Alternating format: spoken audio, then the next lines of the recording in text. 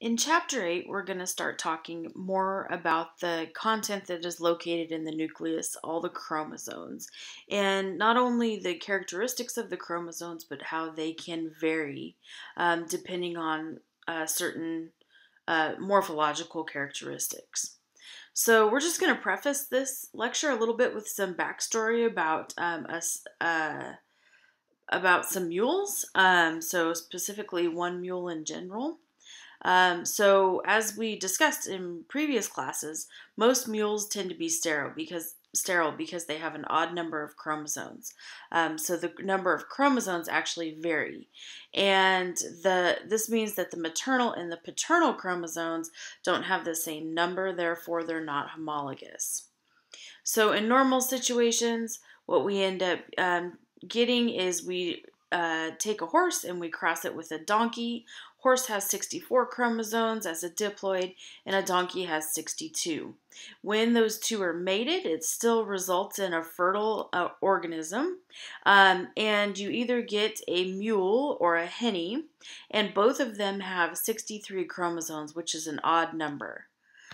So because of that odd number, that 63rd chromosome doesn't have the ability to pair up with its homologue during meiosis. Therefore, it cannot split, and that individual ends up being sterile. So there was one exception. So in 1985, a female mule that was named Krause was pastured with only a male and a male donkey, and ended up having Blue Moon. There were no other females in the pasture. The blood samples were collected on the baby and both of the parents, and then genotyped for 17 genetic markers. And what they found out was that Blue Moon actually had 63 chromosomes in her karyotype. So we've talked a little bit about a karyotype. That's the actual digitization of the chromosomes. They're going to be arrested in metaphase, and with that technology, so we're able to actually view the chromosomes that an individual possesses. So Blue Moon ended up having 63 total chromosomes, and therefore she possessed both the horse and the donkey chromosomes. So the horse had 32 and the donkey had 31. So that is normally what we would expect, but the odd pairing up of the chromosomes is really where we see the fertility come from. So what ended up happening is normally those individuals would be sterile, but in Blue Moon's case, she inherited the entire set of chromosomes from her mom. No segregation actually took place. So as we look at this from a genealogy standpoint, again, we have our donkey and our horse. We're going to cross them. They end up with Krause, who has 63 total chromosomes, but because of non-disjunction taking place and segregation not taking place, Krause ends up with 2 X chromosomes and is able to breed and have a mule named Blue Moon that actually possessed an X and a Y chromosome, even though there were 63. So what ended up happening was that Krause and Blue Moon are out of the same sire, and they are both mother and son in addition to brother and sister. So take a minute, let that sink in. So Krause, who is in our second generation here, was a true mule because she only had 63 chromosomes. So that odd number of chromosomes puts her in the mule species classification. However, because non-segregation took place, Krause inherited both X chromosomes from her mom. So this rendered her fertile. So when she was housed with the donkey in the pasture, she ended up getting bred and had Blue Moon, who from a chromosome standpoint was also had 63 chromosomes, but ended up being male because it had an X and a Y chromosome.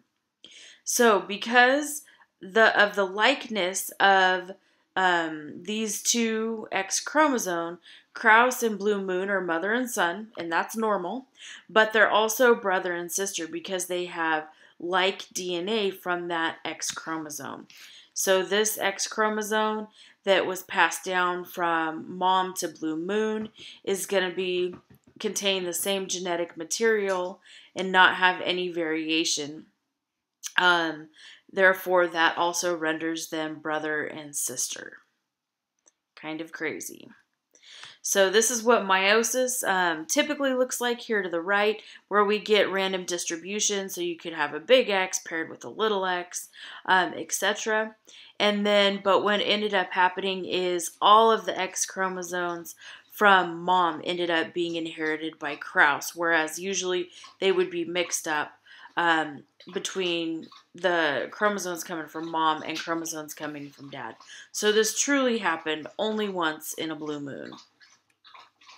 So as we dive into chapter 8, what we're really going to focus on are some of these chromosomal variations like occurred with Blue Moon.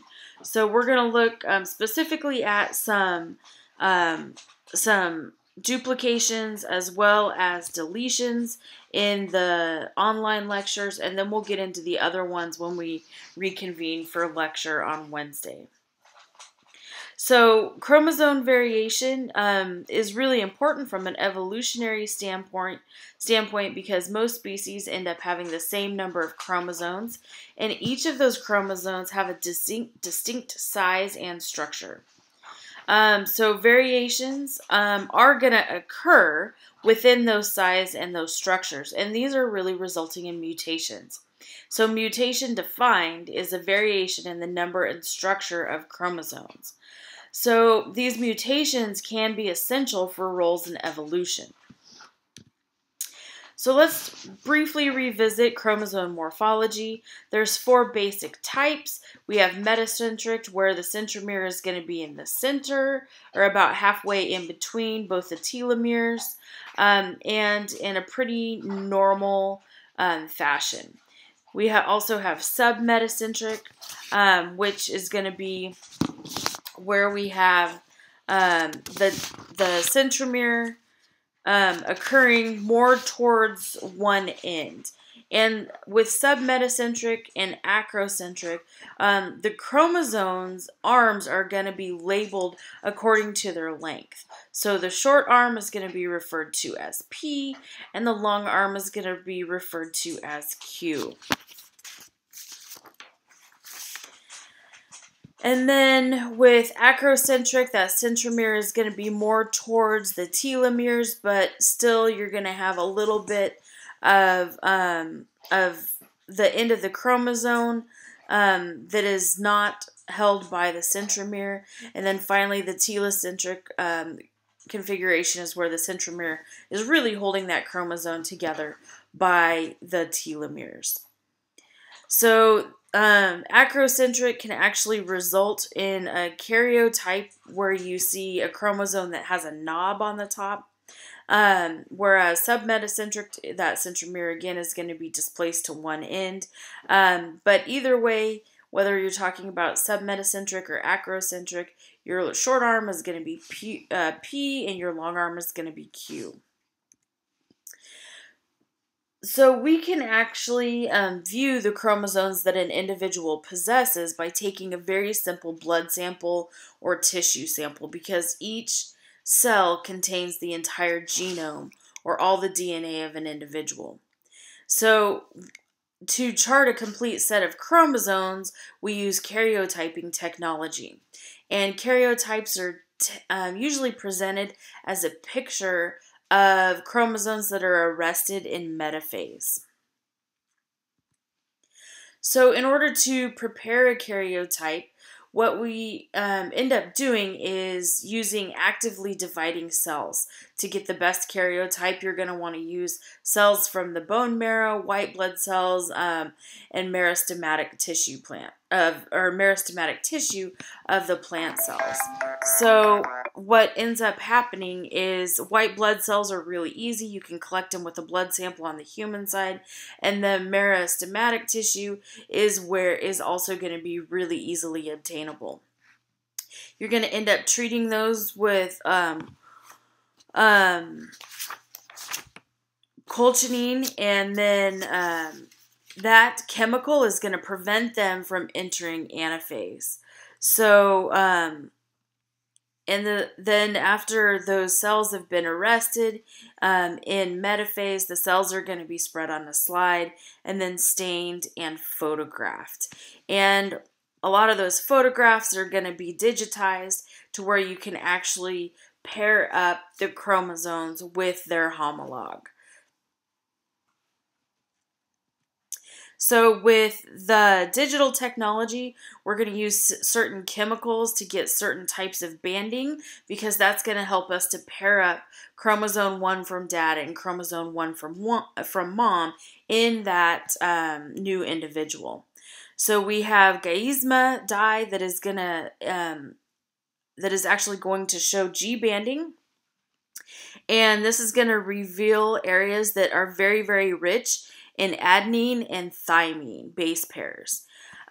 C banding is where we're going to see centromatic. So the centromeres are actually going to be highlighted with C banding. And they're going to actually attach to heterochromatin so that you can see where the chromosomes or where the centromeres are lining up on the chromosome, so whether they're in a metacentric, acrocentric, telocentric, etc. Designation. Q banding is quincerine. Sorry, I always mispronounce that. And this is a mustard stain, and it actually lights up and fluoresces under UV light. So the brightness of this mustard stain is going to result from the different cytosine and guanine base pairs. So in addition to the adenine and thymine base pairs. So this gives off different frequencies under the UV light and allows chromosomes to be paired up based on the common AT and CG pairing. And then finally, our banding is where we're dyeing specifically for cytosine and guanine pairing. All right, so we're going to go ahead and stop this first segment here, and then we're going to jump into chromosome mutations.